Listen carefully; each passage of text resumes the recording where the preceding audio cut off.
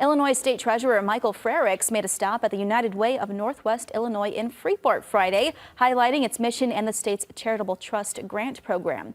United Way was a past grant awardee of the Charitable Trust grant, which assists small nonprofits financially with annual budgets of $1 million or less, with priority given to organizations in areas where pervasive poverty, unemployment, and economic distress exist. Frericks says through the grant, nonprofits have a chance to make an even greater impact on the people and communities they serve.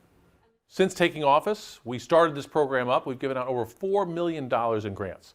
And these grants are not funded with tax dollars.